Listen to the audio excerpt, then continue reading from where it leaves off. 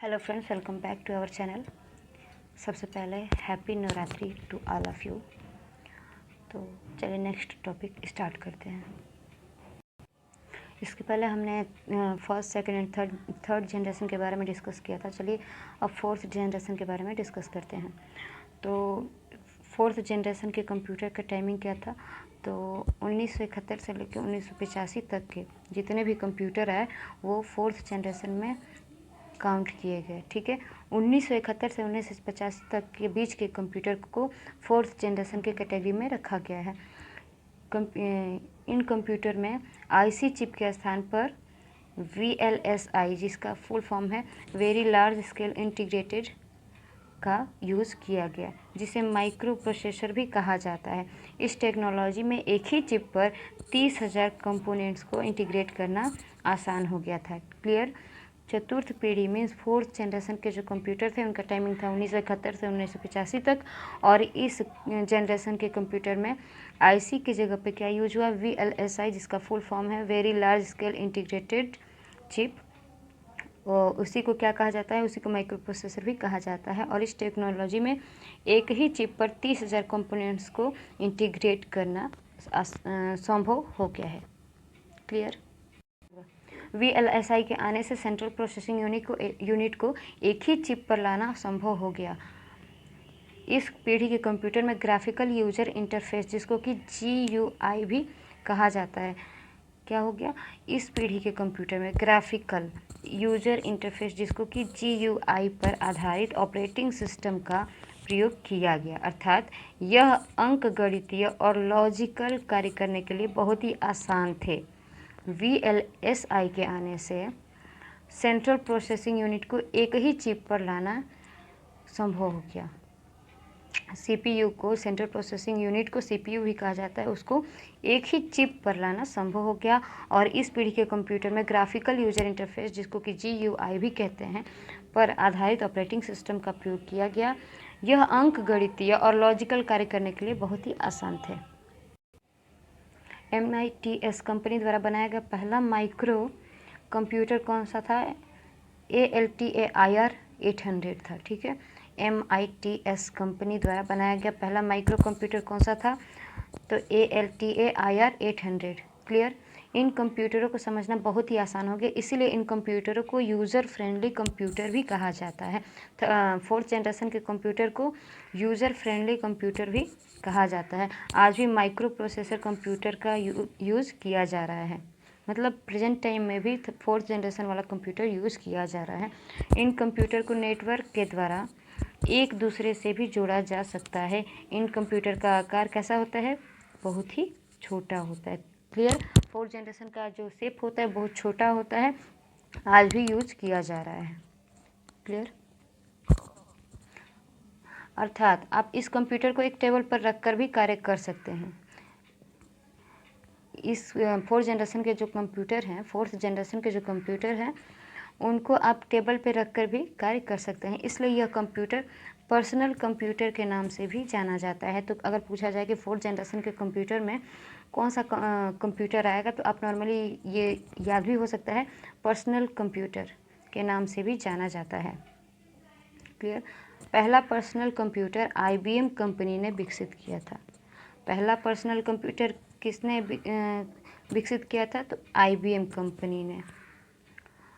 इस पीढ़ी में माउस का प्रयोग शुरू होने से कंप्यूटर की प्रसिद्धि को एक क्रांतिकारी रूप मिला। ठीक है, इसका मतलब ये हुआ कि फोर्थ जनरेशन के कंप्यूटर में पर्सनल कंप्यूटर का आविष्कार हुआ, और पर्सनल कंप्यूटर सबसे पहले किसने बनाया था? तो IBM कंपनी ने बनाया था। और फोर्थ जनरेशन से ही माउस का यूज़ होना शुरू हो गया था। क्लियर? चतुर्थ पीढ़ी में प्रोग्राम लिखने के लिए उच्च स्तरीय भाषा का प्रयोग किया जाने लगा। जैसे कि हर तीनों जनरेशन में कोई ना कोई भाषा यूज़ किया जा रहा था, तो फोर्थ जनरेशन के लिए भी हाई लेवल का लैंग्वेज का यूज़ किया जाने लगा। जैसे कौन कौन सा लैंग्वेज? C++, जावा, विजुअल बेसिक आदि। मतलब इनको शॉर्ट फॉर्म में लिख के, इनका लैंग्वेज शॉर्ट फॉर्म में करके भी कंप्यूटर चलाया जाने लगा। क्लियर? चतुर्थ पीढ़ी के कंप्यूटर के उदाहरण कौन कौन से हैं? चतुर्थ पीढ़ी के मीन्स फोर्थ जनरेशन के जो कंप्यूटर हैं उनके एग्जांपल्स है IBM 4341, DEC 10 star 1000, ZX spectrum, PDP 11, मैकिनटॉस, क्रे 1 जिसको कि सुपर कंप्यूटर कहा जाता है, क्रे XMP इसको भी सुपर कंप्यूटर कहा जाता है। तो फोर्थ जनरेशन के कंप्यूटर के अगर एग्जांपल के बारे में कहा जाए तो कौन कौन से हैं, तो IBM 4311, DEC 10 star 1000, ZX spectrum, PDP 11, मैकिनटॉस, क्रे 1 सुपर कंप्यूटर इसको कहा जाता है, क्रे XMP इसको भी सुपर कंप्यूटर कहा जाता है। क्लियर। एक बात यहाँ पे ये भी क्लियर हो गई कि फोर्थ जनरेशन में ही सुपर कंप्यूटर का आविष्कार हुआ था। क्लियर। चतुर्थ पीढ़ी के कंप्यूटर के गुण कौन कौन से, एडवांटेज क्या क्या थे, तो advantage of fourth generation of computer, इस पीढ़ी के कंप्यूटर में कौन से चिप लगाए गए, तो VLSI, ये नोट करने वाला चीज़ है कि फोर्थ जनरेशन के कंप्यूटर में VLSI चिप का यूज़ किया गया जिससे कंप्यूटर का आकार छोटा हो गया। डाटा को सुरक्षित रखने के लिए मैग्नेटिक कोर के स्थान पर सेमीकंडक्टर मेमोरी का यूज़ किया गया। थर्ड जनरेशन में मैग्नेटिक कोर का यूज किया जा रहा था डाटा को सेव रखने के लिए, लेकिन फोर्थ जनरेशन में उसी के स्थान पे सेमीकंडक्टर मेमोरी का यूज़ किया जाने लगा। तो ये चीज़ नोट करने वाली है कि फोर्थ जनरेशन के कंप्यूटर में किस चिप का यूज़ किया जा रहा था, तो VLSI, और डाटा को सेव रखने के लिए सेमीकंडक्टर मेमोरी का यूज़ किया जा रहा था। इन कंप्यूटरों की कीमत कम होने के कारण अधिक यूज होने लगा। मतलब फोर्थ जनरेशन के कंप्यूटर की कीमत कितनी थी, कम थी। तीनों जनरेशन के कंपेयर में पहले के तीनों, मतलब पहले दूसरे तीसरे जनरेशन के जो कंप्यूटर थे उनके कंपेयर में चौथे जनरेशन के जो कंप्यूटर बने उनकी कीमत कम होने लगी। इन कंप्यूटरों को बहुत कम एयर कंडीशनर वातावरण की आवश्यकता होती थी।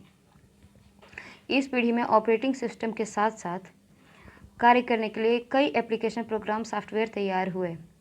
इस पीढ़ी में मीन्स फोर्थ जनरेशन में ऑपरेटिंग सिस्टम के साथ साथ कार्य करने के लिए कई एप्लीकेशन प्रोग्राम सॉफ्टवेयर तैयार हुए। कौन कौन से, वर्ड प्रोसेसिंग, स्प्रेडशीट, डाटाबेस आदि में कार्य करना आसान हो गया। मेरे फोर्थ जनरेशन में वर्ड प्रोसेसिंग, स्प्रेडशीट, डाटाबेस का यूज़ करके कंप्यूटर पे काम करना इजी हो गया था। Disadvantage of fourth generation of computer, चौथे जनरेशन के जो कंप्यूटर थे उनमें क्या क्या कमियां थी, तो फोर्थ जनरेशन के कंप्यूटर में माइक्रो प्रोसेसर चिप के ख़राब होने की संभावना अधिक होती थी। जो चिप लगाया जा रहा था वो ख़राब होने की संभावना अधिक होती थी। नेटवर्क का विकास होने से संक्रमण संभावना होने लगी। इंटरनेट की आवश्यकता बढ़ गई। मल्टीमीडिया जैसे काम होने से अधिक मेमोरी की ज़रूरत होने लगी। आज के लिए बस इतना ही। तो अगर आपको ये वीडियो अच्छा लगा हो तो लाइक कर दीजिएगा, सब्सक्राइब कर लीजिए चैनल